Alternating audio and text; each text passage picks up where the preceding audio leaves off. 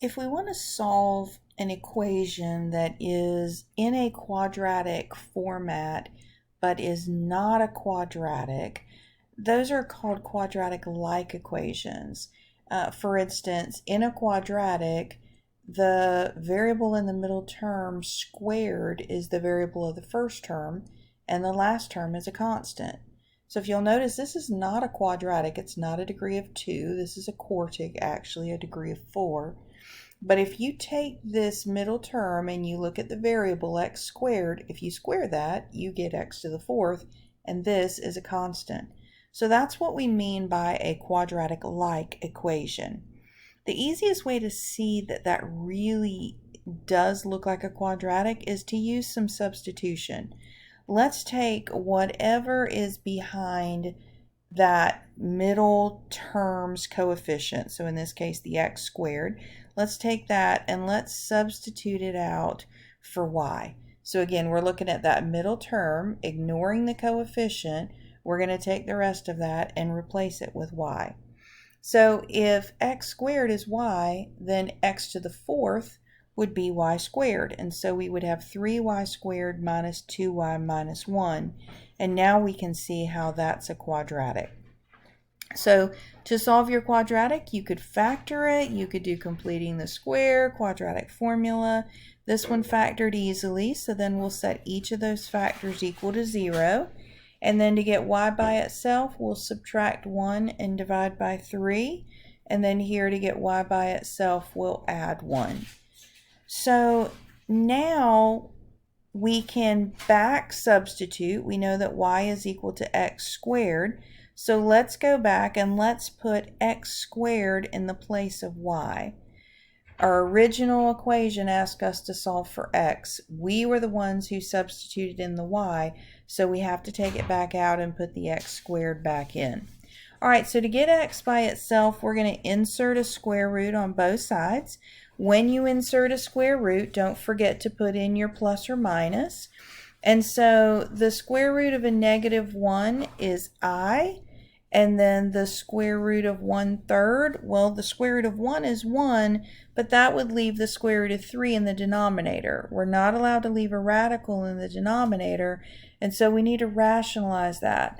We need to multiply top and bottom by the square root of 3. And so in my numerator, that will leave me with 1 times the square root of 3, or the square root of 3. And in the denominator, square root of 3 times square root of 3 would be square root of 9, or 3, and then of course our I. Then for this one, insert a square root on both sides. Don't forget to put in your plus or minus. And when you do, you'll get plus or minus 1. Now, another type of equation that we have discussed previously, but just for review, is a rational equation. A rational equation is just one that has a fraction in it. And we said that to make all of your fractions disappear, you need to multiply both sides by the least common denominator. In the least common denominator, you're going to keep the highest power of everything. So I have an x minus 1 to the first, an x plus 1 to the first, and then this factors to an x plus 1 to the first and an x minus 1 to the first. So if I keep the highest power of everything, for x plus 1, I'd have to keep it to the first, and for x minus 1, I'd have to keep it to the first. So now I'm going to go through and I'm going to multiply every single term by that least common denominator. All right.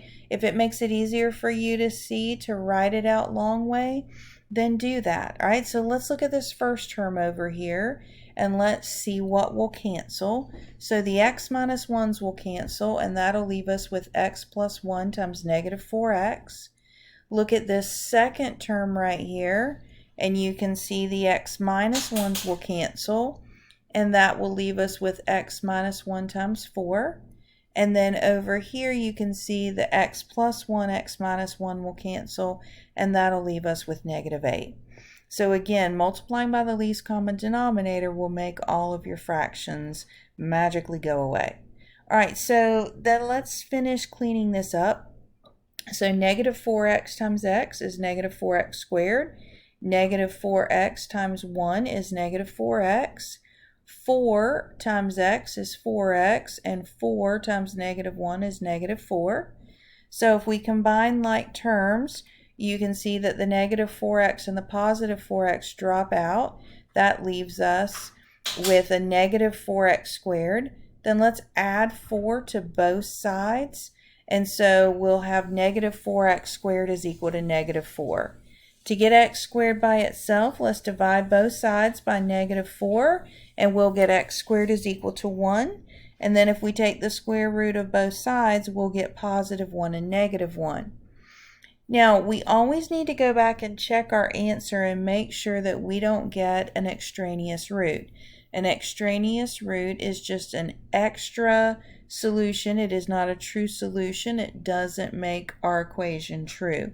And so you'll notice that when I take positive 1 and I plug it back in, I get 1 minus 1, which is 0 in the denominator. Division by 0 is undefined, so that cannot be a solution.